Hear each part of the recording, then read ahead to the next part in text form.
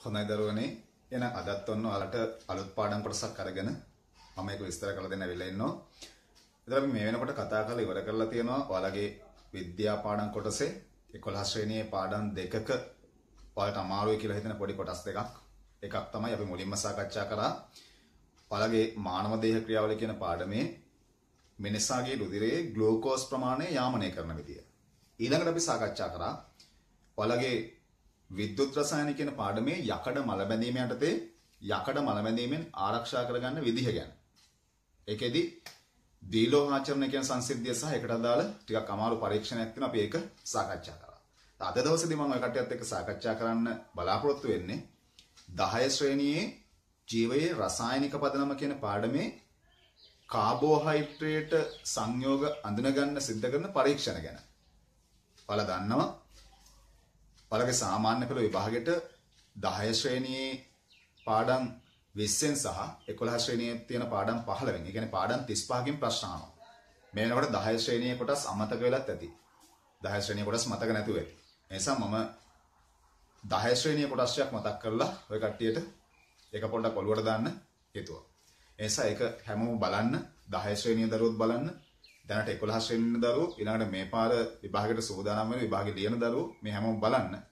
බලලා මේක හොඳට ඔලුවට ගන්න, මතක තියාගන්න.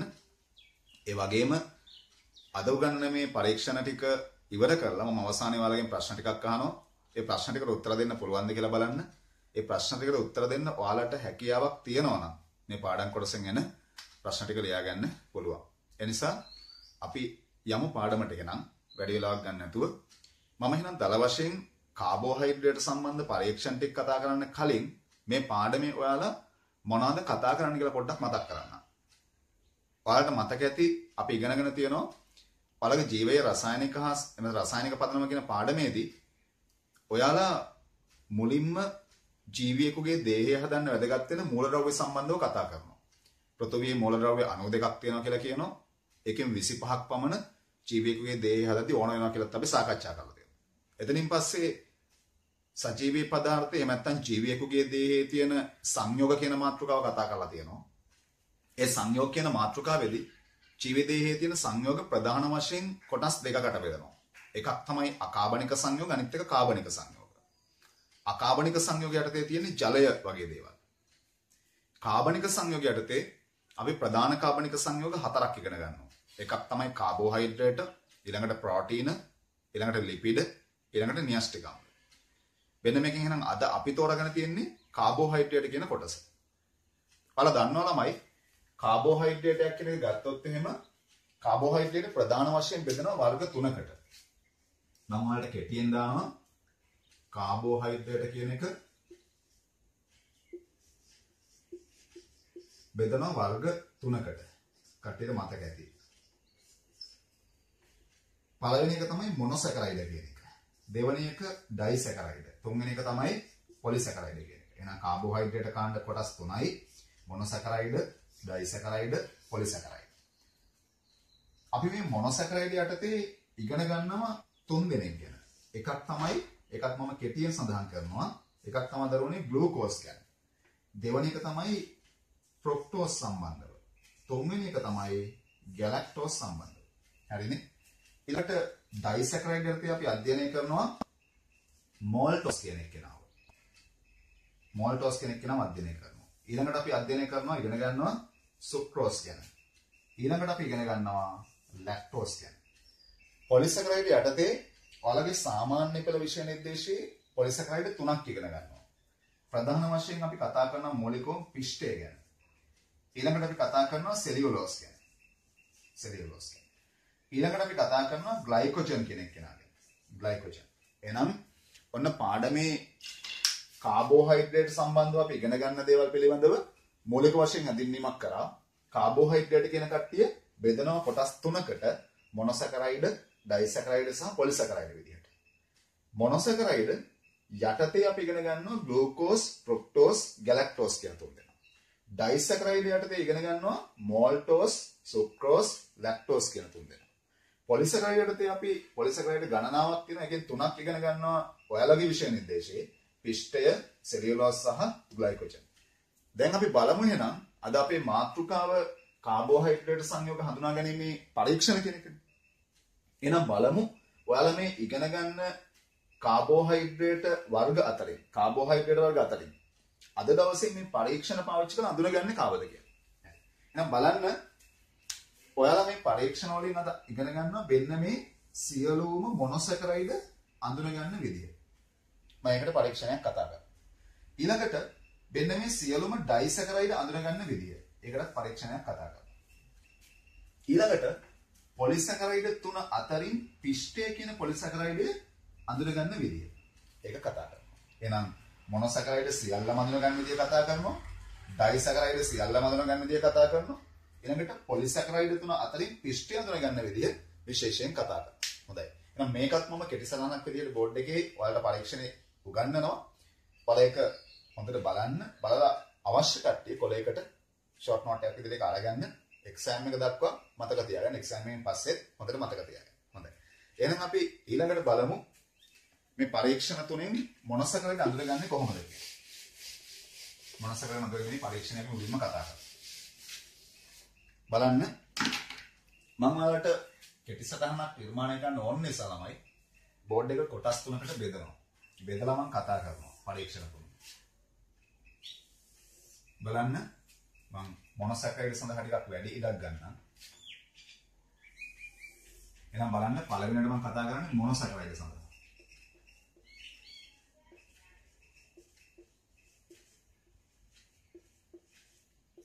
ඊළඟට මම දෙවෙනියට කතා කරනවා ඩයිසැකරයිඩ් සඳහා පරීක්ෂණය.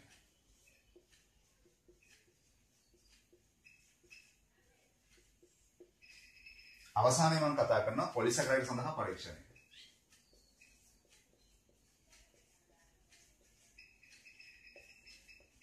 පොලිසැකරයිඩ් සඳහා පරීක්ෂණය.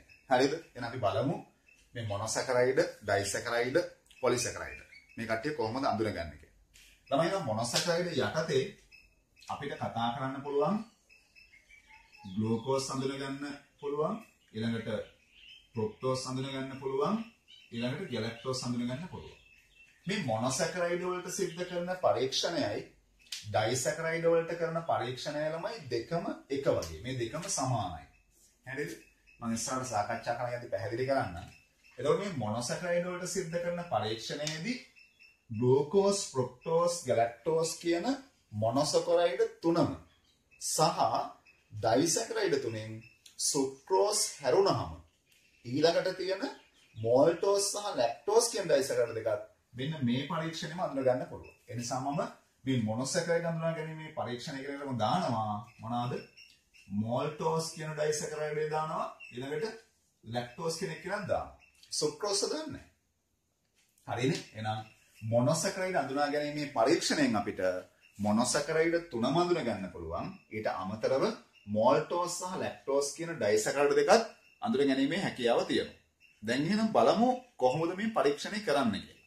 ඒ වගේම ළමයි මේ මොනොසැකරයිඩ් අඳුන ගන්න පාවිච්චි කරන මෙන්න මේ පරීක්ෂණයට අපි විශේෂයෙන් නමක් කියනවා බෙනඩික් පරීක්ෂාව කියලා. අපි මේකට කියනවා බෙනඩික් පරීක්ෂාව. හරිද? බෙනඩික්. බෙනඩික් පරීක්ෂාව. මේකට බෙනඩික් පරීක්ෂාව කියලා කියන්න හේතුව තමයි මේ මොනොසැකරයිඩ් සඳහා සිද්ධ කරන පරීක්ෂණයේදී අපි යොදා ගන්න රසායනික ද්‍රව්‍ය බෙනඩික් කියන රසායනික ද්‍රව්‍ය. නැත්නම් බෙනඩික් ප්‍රතිකාරකය කියලා කියනවා. ඒ වලගේ විභාගෙදී අහන්න පුළුවන් මොනොසැකරයිඩ් හඳුනා ගැනීමේ පරීක්ෂණය සඳහා භාවිතා කරන ප්‍රතිකාරකය කුමක්ද කියලා. එහෙනම් මොකද්ද ප්‍රතිකාරකය? බෙනඩික් ප්‍රතිකාරකය. බෙනඩික් කියන රසායනික ද්‍රව්‍ය. ඒක හොඳට ඔළුවේ මතක තියාගන්න. දැන් බලමු අපි මේක කොහොමද කරන්නේ කියලා. ළමයි අපි කැකෑරුම් නලයක් ගන්නවා. කැකෑරුම් නලයක් කියන එකක් ගන්නවා. කැකෑරුම් නලයක් අරගෙන දැන් කැකෑරුම් නලය කියන එක දන්නවා. මම යකඩ මල බැඳීමේ පරීක්ෂණ වලත් මේක කියලා දුන්නා. කැකෑරුම් නලය අරගෙන අපි මේකට ගන්නවා ළමයි ඔය උඩින් දීලා තියෙන සීනි ද්‍රාවණ වලින් මොකක් හරි. Glucose, ෆ්‍රුක්ටෝස්, ගැලැක්ටෝස්, මෝල්ටෝස්, lactose. ඔය කැමති එකක් ගන්නවා. දැන් අපිට අහමු ලෙස මොකක් හරි ආහාරයක් දීලා ඇහුවොත් එහෙම මේකේ ග්ලූකෝස් තියෙද කියලා අපි ඒ වෙලාවට දන්නේ නැහැ. පරීක්ෂණය කරලා තමයි බලන්නේ ග්ලූකෝස් තියෙද කියලා අපිට උත්තරයක් එනකොට. හැබැයි දැන් මෙතනදී අපි මේ පරීක්ෂණය ඉගෙන ගන්නනේ හදන්නේ. ඒ නිසා මේ ද්‍රාවණයකින් කැමති එකක් ගන්නවා. මේ සීනි වර්ග අපි දීලා තියෙන පහෙන් කැමති එකක් මේකට ගන්නවා. අපි හිතමු දරුවනේ මේකට ගත්තේ ග්ලූකෝස් කියලා. අපි හිතමු මේකට ගත්තේ ග්ලූකෝස් කියලා. මේව ග්ලූකෝස් ටිකක් අරගෙන අපි මේකට එකතු කරනවා බෙනඩික් ද්‍රාවණයෙන් ස්වල්පයක්. බෙනඩික් වලින් ස්වල්පයක්. මම කෙටියෙන් දානවා ඔයාලට මතක තියාගන්න ලේසි වෙයි. ග්ලූකෝස් ද්‍රාවණයකින් ටිකක් අරගෙන එකට දානවා බෙනඩික් ද්‍රාවණයෙන් ස්වල්පයක්. තමයි මේ බෙනඩික් කියන ද්‍රාවණය නිල් පාටයි. බෙනඩික් කියන ද්‍රාවණය මොන පාටද? නිල් පාටයි.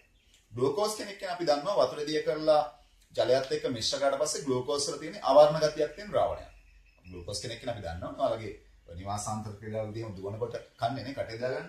හරි. එහෙනම් ඔන්න අපි කරන වැඩේ මොකද්ද? ග්ලූකෝස් ද්‍රාවණයක් ගන්නවා. ඒකට බෙනඩික් ද්‍රාවණය ස්වල්පයක් එකතු කරනවා. බෙනඩික් වල ආරම්භක පාට. එහෙම නැත්නම් බෙනඩික් කෙනෙක් කියන කොහොමද දරුවනේ මම කිය මොන පාටද? නිල් පාට. දැන් අපි ඊළඟට බෙන්නවෙහිනම් ග්ලූකෝස් එකට බෙනඩික් ටික දැම්මට පස්සේ අර අවර්ණ තත්ත්වයේ තිබ්බ ග්ලූකෝස් ටිකත් නිල් පාට වෙනවා. අපි ඊළඟට කරන දේ තමයි දෙන්න මේ ග්ලූකෝසුයි බෙනඩිකුයි මිශ්‍ර කරපු කැකෑරුම් නලය ළමයි ජල තාපකයකට දාලා රත් කරනවා. ජල තාපකය ගැන මම මෙතනදී පැහැදිලි කරන්නේ නැහැ. දල වශයෙන් මම ඇඳලා පෙන්නන්නම් ඔයාලට. මේ වතුර පුරවපු බීකරයක් අරගෙන මේ වතුර පුරවපු බීකරේ ළමයි මේ කැකෑරුම් නලය ගිල්ලනවා. ගිල්ලලා මේ බීකරය බන්සන් 1000කයක නැත්නම් අර තෙපාවක් උඩින් තියලා යටින් අපිට බන්සන් 1000කයකින් රත් කරන්න පුළුවන්. මම ඒක දල වශයෙන් දාන්නම් ඔයාලට. බන්සන් 1000කකින් රත් කරන්න පුළුවන්. එතකොට මේකෙදි අර දීලා තියෙන කැකෑරුම් නලයේ කෙලින්ම රත් වෙන්නේ නැහැ. මෙන්න මේ බීකරයේ තියෙන ජලය රත් වෙද්දී ජලය හරහා තමයි මේව රත් වෙන්නේ. අපි ප්‍රභා සංශ්ලේෂණය සඳහා සිද්ධ කරන පරීක්ෂණ වලත් මේ ක්‍රමයෙන් අනුගමනය කරනවා. අර මධ්‍යසාරය දාලා ශාකපත්‍රය තම්බද්දී. හරිනේ? එහෙනම් මෙතනදී ජල තාපකයක් භාවිතා කරලා මේක රත් කරනවා. පැහැදිලිනේ? එහෙනම් මොකක්ද අපි කරේ? කැකෑරුම් නලයක් ගත්තා. ඒ කැකෑරුම් නලයට ග්ලූකෝස්, ෆ්‍රුක්ටෝස්, ගැලැක්ටෝස් එහෙම නැත්නම් ඩයිසැකරයිඩ් දෙක මෝල්ටෝස් හෝ ලැක්ටෝස්. ඔය දෙකත් මේකෙන් අඳුර ගන්න පුළුවන්. ඔය කවුරු හරි සංයෝගයක් මේකට අරගෙන අපි ඒකට නිල් පාට බෙනඩික් ද්‍රාවණයෙන් ස්වල්පයක් දානවා. බෙනඩික් ද්‍රාවණය නිල් පාටයි. ඒකෙන් ස්වල්පයක් දානවා. එතකොට මේ සමස්ත ද්‍රාවණයම නිල් පාට වෙනවා. ඊළඟට අපි මේ නිල් පාට වෙච්ච ග්ලූකෝස් ද්‍රාවණය අරගෙන ඒක ජල තාපකයක දාලා රත් කරනවා. රත් කරලා බලනවා මේකේ පාට කොහොමද වෙනස් වෙන්නේ කියලා. අන්න මේ පාට වෙනස් වීමත් එක්ක අපි තීරණය කරනවා මේකේ තියෙන්නේ වෙන්න මේ අපි උඩ සඳහන් කරපු සීනි වර්ග වලින් මොකක් හරි එකක් කියලා. හරිද? එහෙනම් අපි බලමු මේක රත් කරද්දි කොහොමද අපිට පාට ලැබෙන්නේ කියලා. මම මෙන්න මේ යටින් තියෙන බන්සන් 1000කේ කොටස මකලා දානවා. හරිද? රත් කරද්දි අපිට ලැබෙන පාට ටික තමයි දරුවනේ මුලින්ම කොහොමත් මේකේ තියෙන වර්ණය තමයි මොන පාටද? නිල් පාට වර්ණය. මුලින්ම කොහොමත් තියෙන නිල් පාට. ඊළඟට මේ නිල් පාට ටික ටික රත් කරද්දී කොළ පාට බවට පරිවර්තනය වෙනවා. කොළ පාට. ඊළඟට ළමයි කොළ පාට එක්කෙනා ටික කහ කොළ නැත්නම් කහ පාටට උඩු කොළ ගතියක් බවටපත් වෙනවා. කහ කොළ පාටක් බවටපත් වෙනවා. කහ කොළ පාට එක්කෙනා ඊළඟට තවදුරටත් රත් කරගෙන යද්දිපත් වෙනවා තැඹිලි පාටක් බවට. තැඹිලි පැහැයක් බවට. අවසානයේ ළමයි රතු පැහැයකට හැරිලා මේ රතු පැහැය ගඩොල් රතු පාට දක්වා යනවා. ගඩොල් ගැඩියක තියෙන රතු පාට දක්වා යනවා. ගිහිල්ලා මේක අවසානයේ ගඩොල් රතු පැහැති අවක්ෂේපයක් බවට පත් වෙනවා. ගඩොල් රතු අවක්ෂේපයක්. ගඩොල් රතු අවක්ෂේපයක් බවට පත් වෙනවා. ගඩොල් රතු අවක්ෂේපයක් කියලා කියන්නේ මේ අවක්ෂේපය කියන වචනෙන් අපි විස්තර කරන්නේ නිකන් ළමයි ද්‍රාවණයකට දාපුවම ඒකේ පතුලේ තැම්පත් වෙන්න පුළුවන් නිකන් කුඩු එකක් වගේ. එහෙනම් අවසානයේ මේක ලැබෙනවා මොනවද? ගඩොල් රතු පැහැති අවක්ෂේපයක්. ගඩොල් රතු පැහැති අවක්ෂේපයක්. ඔන්න ලැබෙනවා. එහෙනම් මේ විදිහට අවසානයේ ගඩොල් රතු පැහැති අවක්ෂේපයක් ආවොත් මෙන්න මේ විදිහට වර්ණ වෙනස් වෙගෙන ගිහිල්ලා අපිට තීරණය කරන්න පුළුවන් අපි මේ ගත්ත ද්‍රාවණේ මෙන්න මේ උඩින් දාලා තියෙන මොනොසැකරයිඩ් වර්ග තුනෙන් එකක් හරි මේ ඩයිසැකරයිඩ් දෙකෙන් එකක් හරි තියෙනවා කියලා. හරිද? මම එහෙනම් ඔන්න මේක ඊටාම ඉක්මනින් සාරාංශ කරලා යනවා. අපි කතා කරේ මොනොසැකරයිඩ් හඳුනා ගැනීමේ පරීක්ෂණය. ඒ පරීක්ෂණයේදී මොනොසැකරයිඩ් තුනෙන් එකක් හරි මෝල්ටෝස් ලැක්ටෝස් කියන ඩයිසැකරයිඩ් දෙකෙන් එකක් හරි අඳුන ගන්න පුළුවන්. අපි කරන්නේ කැකෑරුම් නලයක් අරගෙන ඒකට මේ උඩින් දීලා තියෙන සීනි වර්ග පහෙන් කැමති එකක් මේකට දානවා. දාලා එකට බෙනඩික් ද්‍රාවණයෙන් ස්වල්පයක් දාලා ජල තාපකයක දාලා රත් කරනවා. බෙනඩික් කොහොමත් නිල් පාටයි. ඒ නිසා මේ සීනි ද්‍රාවණයට බෙනඩික් එකතු කරපු ගමන් මේක නිල් පාට වෙනවා.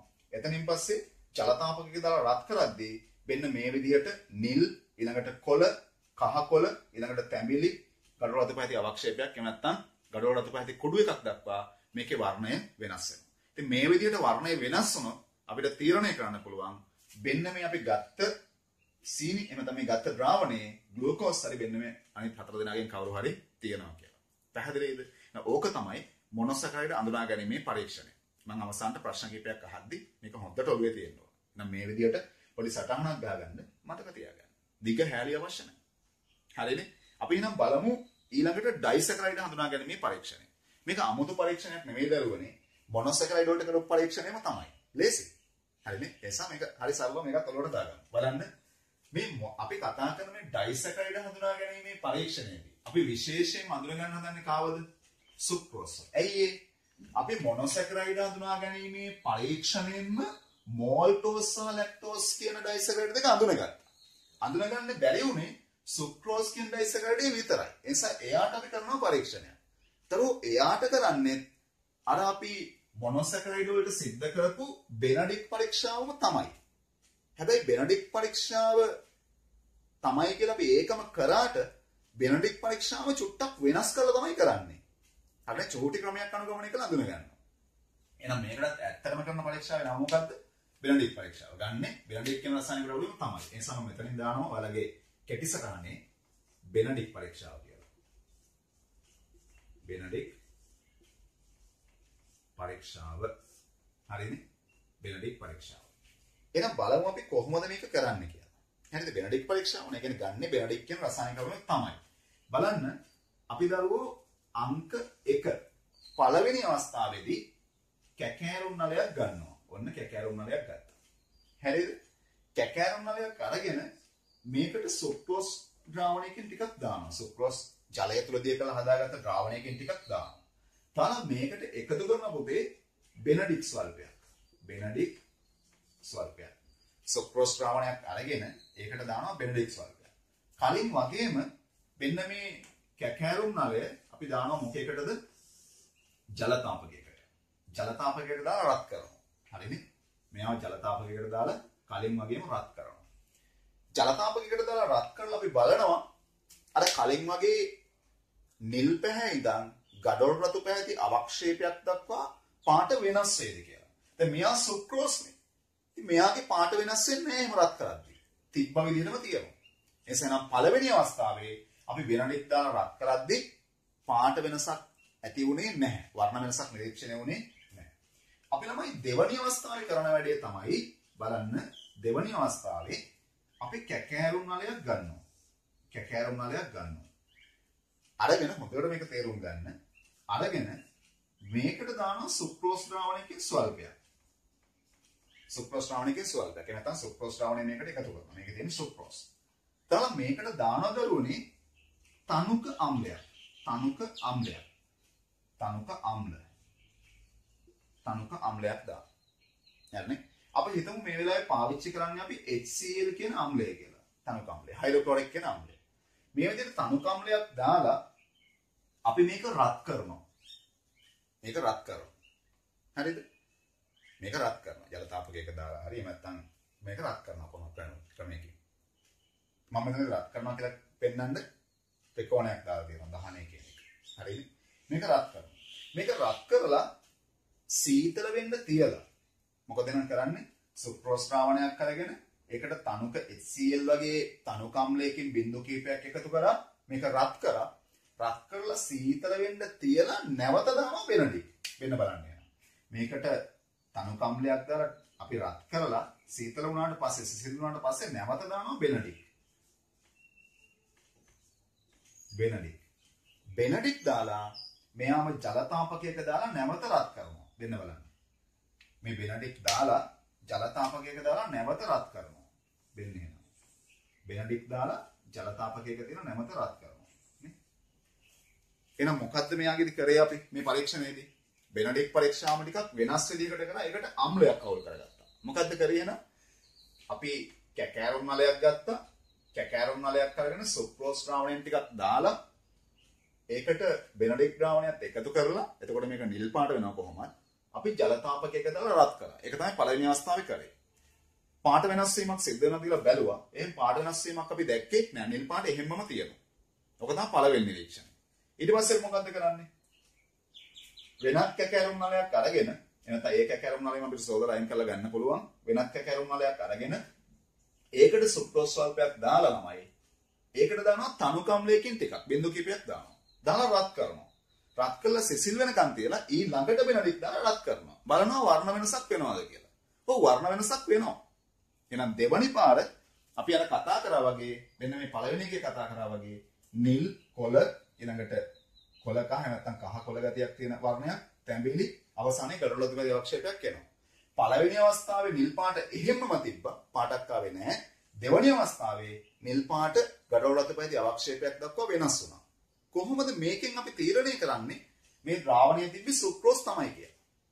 ළමයි පළවෙනි අවස්ථාවේ බෙනඩික් එක්ක වර්ණයක් දෙන්නේ නැහැ. ඒකට හේතුව සුක්‍රෝස් කියන එකනා බෙනඩික් ප්‍රතිකාරකයත් එක්ක කොහොමත් ගඩොල් රතිපති ආක්ෂේපයක් දෙන්නේ නැහැ. එසේ එතනින් චූටි අදහසක් අපිට ගන්න පුළුවන්. දෙවනි පාර මේ සුක්‍රෝස් එකට අම්ලය දාලා රත් කරද්දී සුක්‍රෝස් කියන ඩයිසැකරයිඩය එයාව හදන්න දායක වෙච්ච මොනොසැකරයිඩ් දෙක බවට කැඩෙනවා. අපි කියනවා ආම්ලික ජල විච්ඡේදනය කියලා. මොකද අම්ලයක් පාවිච්චි කරන්නේ. එහෙනම් අම්ලය මගින් සුක්‍රෝස් කියන එක්කෙනාව ආම්ලික ජල විච්ඡේදනය කරනවා. කවුරු බවටද? ග්ලූකෝස් සහ ෆ්‍රුක්ටෝස් බවට. ග්ලූකෝස් සහ ෆ්‍රුක්ටෝස් බවට. මොකද ග්ලූකෝස් සහ ෆ්‍රුක්ටෝස් වලින් තමයි සුක්‍රෝස් හැදෙන්නේ. එහෙනම් මට ලියන්න පුළුවන් මේ ආම්ලික ජල විච්ඡේදනය ගැන කතාව හොඳට සිහියට ගන්න. මේ සුක්‍රෝස් කියන එක්කෙනාව වෙන්න බලන්න මම තව පොඩ්ඩක් උඩින් ලියන්නම්. ඔයාලට පේනවම දි නිසා. ටිකක් මම මේක එළියට උඩට ගන්නම්. බලන්න සුක්‍රෝස් කියන එක්කෙනාව කඩනවා කවුරු බවටද? ග්ලූකෝස් සහ ෆ්‍රුක්ටෝස් බවට. කඩන්නේ කවුරු මගින්ද? අපි අර දාපු තනුක HCl මගින්. දැන් එහෙනම් මොකද වෙන්නේ? අර පළවෙනි අවස්ථාවේ අපි අම්ලයක් මුකුත් පාවිච්චි කරේ නෑනේ. නිසා පළවෙනි අවස්ථාවේ කැකෑරුම් වල තුල තිබ්බේ සුක්‍රෝස් විතරයි. අපි දෙවෙනි අවස්ථාවේ ගත්ත ඇටෝමේදී ඇත්තටම කැකෑරුම් වලට අපි මුලින් සුක්‍රෝස් ගත්තට අම්ලය දාලා රත් කරපු නිසා අර බෙනඩික් එකතු කරලා රත් කරන අවස්ථාවේ කැකෑරුම් වල තුල තියෙන්නේ සුක්‍රෝස් වෙනකොට කාවද? ග්ලූකෝසොයි ෆ්‍රුක්ටෝසොයි. ග්ලූකෝස් සහ ෆ්‍රුක්ටෝස් කොහොමත් බෙනඩික් එකතු කරනම නිල් පාට ඉඳන් ගඩොල් රතුපැහැති අවක්ෂේපයක් දක්වා වෙනස් වෙනවා. එහෙනම් මෙන්න මේ නිරීක්ෂණ දෙකෙන් අපිට කියන්න පුළුවන් ඇත්තටම අපි මේ ගත්ත ද්‍රාවණයේ තිබ්බේ කවුරු කියලාද? සුක්‍රෝස් කියලා. එහෙනම් ඒකත් මම ඔන්න කෙටියෙන් විස්තර කරන්න යනවා. බලන්න අපි ඩයිසැකරයිඩ් යටතේ අඳුනගන්න හදන්නේ සුක්‍රෝස්. මේ සුක්‍රෝස් අඳුනගන්න සිද්ධ කරන දරුවනේ බෙනඩික් පරීක්ෂාව. ඉතින් මේ බෙනඩික් පරීක්ෂාව මේකෙදි ටිකක් වෙනස් කරලා පියවර දෙකකට සිද්ධ කරනවා. අපි කරන්නේ කැකෑරුම් නලයක් අරගෙන ඒකට සුක්‍රෝස් ද්‍රාවණය එකතු කරලා බෙනඩික් ස්වල්පයක් දාලා එතකොට නිල් පාට වෙනවා. අපි මේ ජල තාපකයක දාලා රත් කරලා බලනවා ගඩොල් රතු පැහැති අවක්ෂේපයක් දක්වා වර්ණය වෙනස් වෙනවද කියලා. නෑ. පළවෙනි අවස්ථාවේ කිසිදු වර්ණ වෙනසක් නෑ. නිල් පාට එහෙමම තියෙනවා. දෙවෙනි අවස්ථාවේ කරන්නේ වෙනත් කැකෑරුම් නලයකට හරි එහෙම නැත්නම් අපි අර කලින් ගත්ත කැකෑරුම් නලයම හොඳින් හොදලා වොෂ් කරලා ඒකට මාරි අපි සුක්‍රෝස් ද්‍රාවණයෙන් ස්වල්පයක් අරගෙන ඒකට බෙනඩික් දාන්න කලින් මුලින්ම දානවා මොකද්ද? තනුක HCl වගේ තනුක අම්ලයකින් බිඳු කිහිපයක්. දාලා චුට්ටක් රත් කරනවා. රත් කළා මේක සිසිල් වෙන්න තියනවා. තියලා ඊළඟට බෙනඩික් දාලා අන්න නිල් පාට වුණාට පස්සේ අපි ආයෙ ජල තාපකයක දාලා රත් කරලා බලනවා මේකේ පාට වෙනසක් වෙනවද කියලා. ඔව්. දෙවැනි අවස්ථාවේදී අර නිල් පාට ගඩොල් රතු පැහැති අවක්ෂේපයක් දක්වා වෙනස් වෙනවා. ඉතින් ඕකෙන් අපිට පුළුවන් නිගමනය කරන්න මේකේ තිබ්බේ සුක්‍රෝස් කියලා. පැහැදිලි කර ගැනීම තමයි මුලින් තිබ්බේ අර පළවෙනි අවස්ථාවේ අපි කරද්දී කොහොමද තිබ්බේ සුක්‍රෝස්. සුක්‍රෝස් බෙනඩික් එක්ක පාටක් දෙන්නේ නැහැ. ඒ නිසා පළවෙනි අවස්ථාවේ පාටක් ආවේ නැහැ. දෙවෙනි අවස්ථාවේ ආරම්භයේදී අම්ලය දාලා රත් කරද්දී අම්ලය මගින් සුක්‍රෝස් කියන ඩයිසැකරයිඩය ග්ලූකෝස් සහ ෆ්‍රුක්ටෝස් බවට ඒ සුක්‍රෝස්ව හදපු මොනොසැකරයිඩ් අණු දෙක බවට ආම්ලික ජල විච්ඡේදනය කළා. ඒ නිසා දෙවෙනි අවස්ථාවේ පරීක්ෂණය සිද්ධ කරද්දී ඇත්තටම බෙනඩික් දාන වෙලාවේ මේ කැකෑරුම් නලය තුල තියෙන්නේ සුක්‍රෝස් නෙවෙයි ග්ලූකෝස් සහ ෆ්‍රුක්ටෝස්. ඒ නිසා දෙවෙනි අවස්ථාවේ බෙනඩික් එක්ක ගඩොල් රතුපැහැති අවක්ෂේපයක් දෙනවා. එහෙනම් මේ සුක්‍රෝස් සඳහා කරන බෙනඩික් පරීක්ෂාවේදී පළමු අවස්ථාවේ වර්ණයක් නොලැබීමත් දෙවෙනි අවස්ථාවේ ගඩොල් රතුපැහැති අවක්ෂේපයක් සහිත වර්ණයක් ලැබීමක් නිසා අපිට නිගමනය කරන්න පුළුවන් කැකෑරුම් නලයේ තිබ්බේ සුක්‍රෝස් කියලා. හොඳයි. ඒකත් ඉවරයි. එහෙනම් අපි යනවා ඔයාලගේ පිෂ්ඨය හඳුනා ගැනීමේ පරීක්ෂණයට. එහෙනම් පළවෙනි පරීක්ෂණය තා ලේසියෙන් අපි සාකච්ඡා කරා. දෙවෙනි එකත් ලේසි. අපි මේ පිෂ්ඨය පොලිසැකරේට දෙය කතා කරන පිෂ්ඨය අඳුරගන්න එක ඉතාම ලේසි. හරිනේ? මේ දක්වා කතා කරපු පරීක්ෂණ දෙයක් එක්ක ගත්තම මේකේ දෙයක් නැහැ. බලමු ඒ නිසා. හරි. බලන්න නම් දරුවනේ අපි ගන්න ඕන පරීක්ෂණ නලයක්. එහෙම නැත්නම් කැකෑරුම් නලයක්. ඔන්න පිෂ්ඨ පරීක්ෂාවයි. හරිද? කැකෑරුම් නලය. ඊළඟට මේකට කලින් මම ඔයාලට මතක් කරන්නම්. දැන් මේ පිෂ්ඨය අඳුනා ගැනීමේ පරීක්ෂාව. මේකෙදි අපි පාවිච්චි කරන්නේ අයඩීන් කියන රසායනික ද්‍රව්‍ය. අයඩීන් කියන මූලද්‍රව්‍ය අඩංගු සංයෝගයක්. හරිද? ඒ නිසා පිෂ්ඨ පරීක්ෂාවට අපි සාමාන්‍යයෙන් පාවිච්චි කරනවා නම අයඩීන් පරීක්ෂාව කියලා. මම ඒකත් දාගන්නවා. ඔයාලට ෂොට් නෝට් එකක් වල හදනෝනේ. අයඩීන් පරීක්ෂාව. අයඩීන් පරීක්ෂාව. එහෙනම් අර දෙන්නට කරේ වෙනඩික් පරීක්ෂාව, මෙයාට කරන්නේ අයඩීන් පරීක්ෂාව. බලමු. එහෙනම් මොකක්ද අපි කරන්නේ? මේක මම පොඩ්ඩක් පහලින්ම දෙන්නම්. අපි බලමු මොකක්ද අපි කරන්න හදන්නේ කියලා මේ අයඩීන් පරීක්ෂාවේදී. දැන් අපිට පරීක්ෂා කරගන්න ඕනේ පිෂ්ඨයනේ. හරිනේ? අපිට පරීක්ෂා කරගන්න ඕනේ පිෂ්ඨයනේ කාබෝහයිඩ්‍රේට් අතරින්. මොකද සෙලියුලෝස් වගේ දේවල් පරීක්ෂා කරන්න යන්නේ අපි මෙතනදී. පිෂ්ඨය තමයි පරීක්ෂා කරගන්නේ. අපි කරන්නේ ළමයි ගන්නවා පරීක්ෂණ නලයක්. පරීක්ෂණ නලයක්. කැකෑරුම් නලයක් ගත්තත් ප්‍රශ්නයක් නැහැ. මොකද මේකෙදි රත් කරන දේවල් යන්නේ නැහැ. නිසා පරීක්ෂණ නලයක් ගත්තත් ඇති. පරීක්ෂණ නලයක් ගන්නවා. පරීක්ෂණ නලයක් අරගෙන අපි මේකට දානවා ළමයි ජලයත් එක්ක මිශ්‍ර කරලා හදාගත්ත ජලීය පිෂ්ඨය ද්‍රාවණයක්. එහෙම නැත්නම් පිෂ්ඨ ද්‍රාවණයක් කියලාම කෙලින්ම ලියන්න. පිෂ්ඨය ද්‍රාවණයක් අපි මේකට දානවා. පිටි ටිකක් අරගෙන පාන් පිටි ටිකක් අරගෙන ජලය දිය කරලා තමයි හදාගත්තේ. ඉතින් මේකට ජලීය පිෂ්ඨ ද්‍රාවණයකට අමතරව අපිට ඕන නම් බත් ටිකක් පොඩි කරලා වතුර එක්ක මිශ්‍ර කරලා ගන්නත් පුළුවන්. එහෙම නැත්නම් පාන් වගේ දෙයක්, රොටි කෑල්ලක් වගේ දෙයක් මිශ්‍ර කරලා ගන්නත් පුළුවන්. ඒ ඕන එකක් ගත්ත හැකි. ඊළඟට දැන් මොකක් හරි අපිට අපි නොදන්න, ඒ කියන්නේ දැන් මේ වෙලාවේ අපි ගන්න පිෂ්ඨය කියලා අපි දන්නවනේ. මොකද අපි ඒක චෙක් කරලා බලන්න හදන්නේ පාටක් එන්නේ කොහොමද කියලා. අපි නොදන්න ආහාරයක් දීලා තිබ්බොත් මේ ආහාරය හොඳට පොඩි කරලා ජලයත් එක්ක මිශ්‍ර කරලා මේ කියන අයඩින් අදංගු රසායනික ද්‍රව්‍ය දාලා අපි බලනවා පාට කොහොමද වෙනස් වෙන්නේ කියලා. දැන් එහෙනම් බලමු. අපි දැන් ගත්තේ කවුද? පිෂ්ඨය. පිෂ්ඨයේ ජලීය ද්‍රවණය. අරගෙන අපි ළමයි දැන් දන්නවා පිෂ්ඨය කියන එක්කෙනා ජලයත් එක්ක මිශ්‍ර කරපුවම තියෙන්නේ අවර්ණ ගතිය. අවර්ණ ගතියත් එක්ක ටිකක් සුදු පාටක් තියෙනවා. සුදු. තනිකර සුදු පාට කියලා නෙවෙයි මම කියන්නේ. නිකන් අවර්ණ සුදු ගතියක් තියෙනවා. සුදු ගතියකුත් තියෙනවා, නිකන් අවර්ණ ගතියකුත් තියෙනවා. මොකද පිෂ්ඨය කෙනෙක් කෙනා සම්පූර්ණයෙන් වතුර දිය වෙන්නේ නැහැ නේ. ටිකක් දිය වෙලා අඩිය තැම්පත් වෙනවා. පිෂ්ඨය කෙනෙක් කෙනා. හරි. ඔහොම එකක් තමයි තියෙන්නේ. ඊළඟට දරුවනේ අපි මේකට මිශ්‍ර කරනවා අයඩීන්. අයඩීන්. අර අයඩීන් අනංගු සංයෝගය මම ඔයාලගේ සාමාන්‍ය කළ විෂය නිර්දේශන නිසා මම දාන්නම් අයඩීන් කියලා. අයඩීන්. අපි දානවා මේකට අයඩීන් ස්වල්පය. දරුවනේ අයඩීන් කියන එක්කෙනාගේ සාමාන්‍ය වර්ණය අර දැන් මම කිය බෙනඩික් කෙනෙක් කෙනා නිල් පාට කියලා. ඒ වගේ අයඩීන් කෙනෙක් කෙනාගේ සාමාන්‍ය පාට සාමාන්‍ය වර්ණය නිකන් කහ පාටට හුරු දුමුරු පාටක් තියෙන්නේ. ඇත්තටම මේක දුමුරු පාටයි නිකන් කහ දුමුරු ගතියක් තියෙන්නේ. කහ දුමුරු ගතියක්. එහෙනම් මම මෙතන දාන්න කහ දුමුරු කියලා. කහ දුමුරු. එහෙනම් අපි ආරම්භයේ ගත්ත පිෂ්ඨ ද්‍රාවණය මොන පාටද? නිකන් සුදු පාටට හුරු අවර්ණ ගතියක් තිබ්බේ. අයඩින් එක කහ දුමුරු පාටක්. හරිනේ? ඉතින් මෙන්න මේ විදිහට මේ දෙන්න මිශ්‍ර කරාට පස්සේ මෙන්න මේ පිෂ්ඨ ද්‍රාවණය ළමයි නිකන් තද නිල් පාටට හුරු දම් පාටක් බවට පත් වෙනවා. එහෙම නැත්නම් චූටි දම් ගතියක් තියෙන තද නිල් පාටක්, අඳුරු නිල් පාටක් බවට පත් වෙනවා. ඒ සමහරවිට ලියන්න පුළුවන් මෙතන මොකද්ද? දම් නිල් කියලා. එහෙම නැත්නම් දම් පාටට හුරු නිල් ගතියක්. හරිනේ? අඳුරු නිල් පාටක්.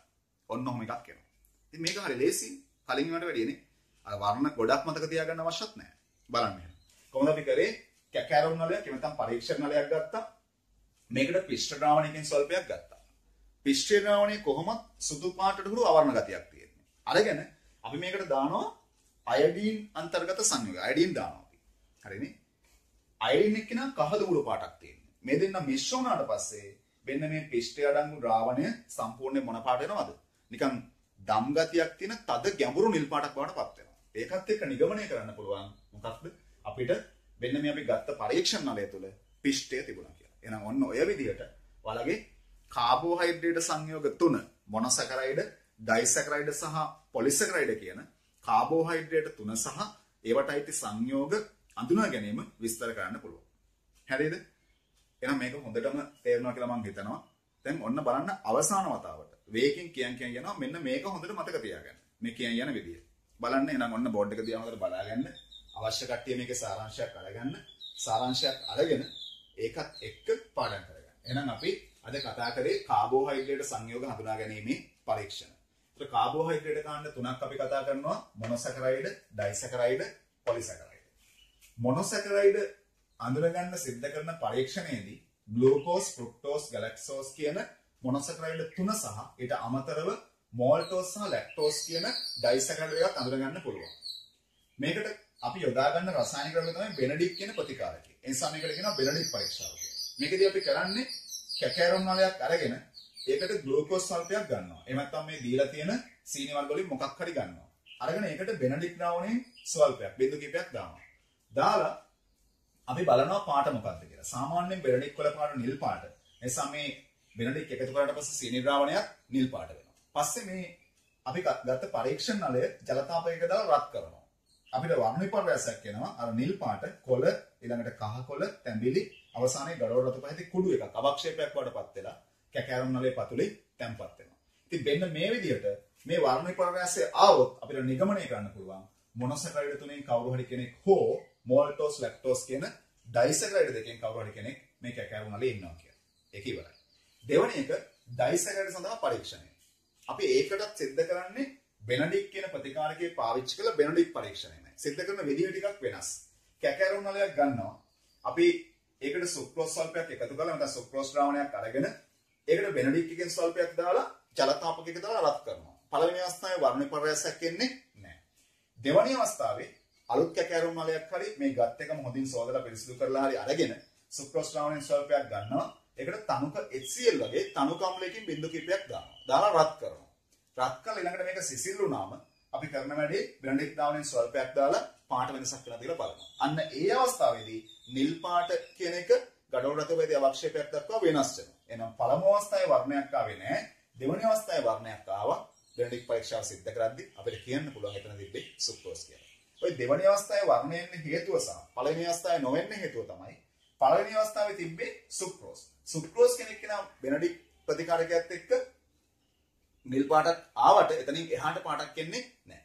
එතකොට මෙයා දෙවැනි අවස්ථාවේ අම්ලය දාලා රත් කරද්දී අර කැකෑරුම් නලයේ තිබ්බ සුක්‍රෝස් කෙනෙක් කෙනාව ග්ලූකෝස් සහ ෆ්‍රුක්ටෝස් බවට ආම්ලික ජල විච්ඡේදනය වෙනවා. ඒ නිසා දෙවැනි අවස්ථාවේ ඇත්තටම කැකෑරුම් නලයේ තියෙන ග්ලූකෝස් සහ ෆ්‍රුක්ටෝස්. ඒ දෙන්නත් එක්ක බෙනඩික් එකතු වුණාම කොහොමත් වර්ණයක් එනවා. ඉවරයි. එහෙනම් තුන්වෙනි අවස්ථාව තමයි වෙන්න බලන්න පොලිසැකරයිඩ් හඳුනා ගැනීමේ පරීක්ෂණ. ඉතින් මේකට යොදාගන්නේ අයඩීන් කියන රසායනික ද්‍රව්‍යය. එසත් මේකට කියව අයඩීන් පරීක්ෂාව කියලා. මේකෙදී අපි විශේෂයෙන් පිෂ්ඨය අඳුන ගන්නවා. අපි කැකෑරුම් නලයක් එහෙම නැත්නම් පරීක්ෂණ නලයක් අරගෙන ඒකට පිෂ්ඨයේ ස්වල්පයක් දැම්මා. පිෂ්ඨ ද්‍රාවණයක් ඇත්තටම ජලයේ දිය කරලා හදාගත්ත. පිෂ්ඨ ද්‍රාවණයකින් ස්වල්පයක් ගත්තා. ඒක ටිකක් අවර්ණ ගතිය යුක්ත සුදු පාටක් තියෙන්නේ. අරගෙන අපි ඒකට දරුවනේ අයඩීන් අඩංගු සංයෝගයක්. අපි ඔයාලගේ සිලබස් එකේ කියනවා අයඩීන් කියලා. අයඩීන් එකතු කරනවා. අයඩීන් වල සාමාන්‍ය වර්ණය කහදුඹුරු පාට. හරිද? ඒතර මේ අවර්ණ සුදු පාටින් යුක්ත පිෂ්ඨයයි අයඩීන් කෙනෙක් කෙනයි එකිනෙකට මිශ්‍ර වුණාට පස්සේ මේකදී රත් කිරීම මොකුත් කරන්නේ නැහැ. මිශ්‍ර වුණාට පස්සේ ටිකක් තද නිල් පාටක්. එහෙම නැත්නම් දම් ගතියක් තියෙන තද ගැඹුරු නිල් පාටක් එනවා. එහෙම આવොත් අපිට කියන්න පුළුවන් මේකේ අනිවාර්යෙන් තිබ්බේ නියත වශයෙන්ම පිෂ්ඨය කියලා. පැහැදිලිද? එහෙනම් ඔන්න අද දවසේ ඔයාලට කතා කරන විෂය කොටස් ටික. හරිනේ? ඕක හොඳට ඔලුවට ගන්න ඕන. දැන් මම හිතනවා කට්ටියට මේක හොඳටම පුළුවන් කියලා. අමතක වෙලා තියෙන්නේ නැති අපේ 11 කොල්ලෝ කෙල්ලෝ ටිකට ඊළඟට අපේ 10 වසරේ සෙට් එක මේක අලුතෙන්ම ඉගෙන ගත්ත පාඩම් කොටස. නිසා ඒ කට්ටියත් මේක හොඳට බලා ගන්න. 11 දැන් ඉන්න සෙට් එක. හරිනේ? ඒ කියන්නේ මේ පාර විභාගෙ ලියන සෙට් එක නෙවෙයි 11 දැන් ඉන්න සෙට් එක. 21 දී විභාගෙ ලියන සෙට් එක. ඒ කට්ටියත් මේක මතක තියාගන්න. මොකද එයාලා ගිය අවුරුද්දේ ඉගෙන ගත්ත දේවල්. මේ අවුරුද්දේ මුල ඉගෙන ගත්ත දේවල්. හරිද? එහෙනම් මේ ටික හොඳට බලන්න. ඔන්න මම අහන ප්‍රශ්න ටික.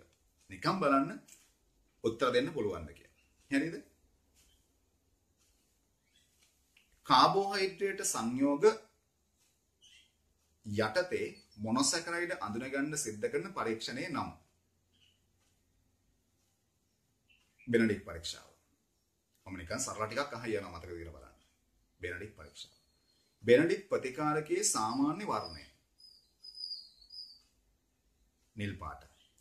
ඊළඟට බෙනඩික් ප්‍රතිකාරකය පාවිච්චි කරලා බෙනඩික් පරීක්ෂාව මගින් අඳුනගන්න පුළුවන් සීනි වර්ග මොනවාද? ග්ලූකෝස්, ඊළඟට ෆ්‍රුක්ටෝස්, ගැලැක්ටෝස්, මෝල්ටෝස් සහ ලැක්ටෝස්. බෙනඩික් ප්‍රතිකාරකයේ මගින් අඳුනගන්න බැරි සීනි වර්ගය සුක්‍රෝස්. ඊළඟට ග්ලූකෝස් කෙනෙක් කෙනා බෙනඩික් ප්‍රතිකාරකයත් එක්ක රත් කරද්දී ලැබෙන වර්ණ විපර්යාසය. නිල්, කොළ, ඊට පස්සේ කොළ කහ, තැඹිලි, අවසානයේ ගල් රතු පැහැති අවක්ෂේපය. හරිනේ? ඊළඟට සුක්‍රෝස් සඳහා කරන බෙනඩික් පරීක්ෂාවේදී ඩයිසැකරයිඩ් සුක්‍රෝස් සඳහා කරන බෙනඩික් පරීක්ෂාවේදී තනුකම්ලයකින් බිඳු කීපයක් දාලා රත් කරන්න හේතුව මොකද්ද? තනුකම්ලයකින් බිඳු කීපයක් දාලා රත් කරන්න හේතුව. සුක්‍රෝස් කෙනෙක් කෙනා බෙනඩික් එක්ක ගලෝ රත පැහැති අවක්ෂේපයක් දෙන්නේ නැහැ. ඒ නිසා සුක්‍රෝස් කෙනෙක් කෙනා එයාව හැදිච්ච ආරම්භක මොනොසැකරයිඩ් දෙක ග්ලූකෝස් සහ ෆ්‍රුක්ටෝස් බවට චල විච්ඡේදනය කරගන්න. ඒකට තමයි රත් කරන්නේ අම්ලයක් දාලා. ඊළඟට පිෂ්ඨ පරීක්ෂණයේදී ගන්න රසායනික ද්‍රව්‍ය අයඩින්. අයඩින් වල සාමාන්‍ය වර්ණය කහ දුඹුරු. පිෂ්ඨයේ ජලීය ද්‍රවණයක වර්ණය සුදු පැහැයකට හුරු අවර්ණ. පිෂ්ඨයේ අයඩින් සමග එකතු වුණාට පස්සේ වර්ණය ගැඹුරු නිල් පාටක්. එහෙම නැත්නම් දම් පාටට උරු නිල් පාට. ඉතින් මම ඔය කොටස් කීපයක් තමයි සාකච්ඡා කරේ. අපේ පන්ති වල දරුවන්ට අපි පේපර්ස් හරහා මේවා සාකච්ඡා කරලා තියෙනවා. උසස් පෙළ දරුවන්ට මේට වඩා ගොඩක් ගැඹුරින් මේ පරීක්ෂණ තුළ මම සාකච්ඡා කරලා තියෙනවා ජීව විද්‍යාව දරුවන්ට. ඒ නිසා උසස් පෙළ දරුවෝ මේක බලනවා නම් මේක ගැන ගොඩක් ගැඹුරට තේරුම් ගන්න එපා. මේක ඔයාලගේ සිලබස් එකට වඩා ගොඩක් සරලව යන දෙයක්. අපේ සාමාන්‍ය පෙළ දරුවන්ට මේක ප්‍රමාණවත් වෙනවා. ඒ නිසා මේක හොඳට පාඩම් කරගන්න. විභාගෙදී විභාගත රචනා පේපර් එකට වගේ මේකෙන් ප්‍රශ්නයක් ආවොත් හොඳට මතක් කරලා මේ දේවල් ටික හොඳට මතකයේ තියාගෙන උත්තර ලියන්න. උත්තර ලියලා හොඳ ලකුණු ප්‍රමාණයක් අරගන්න. විභාගේ පාස් වෙන්න. පාස් වෙලා ජීවිතේ ගොඩ දාගන්න. හරිනේ? එහෙනම් ඔයාලා මේ වීඩියෝ එක හොඳට බලන්න ඇති කියලා මම හිතනවා. මේකත් එක්කම මම ඊළඟට ආයෙත් දවසක ඔයාලට විස්තර කරනවා පුතේ ප්‍රෝටීන් සංයෝග හඳුනා ගැනීමේ බයෝරේට පරීක්ෂාව කියන එක. ප්‍රෝටීන් හඳුනා ගැනීමේ බයෝරේට පරීක්ෂාව.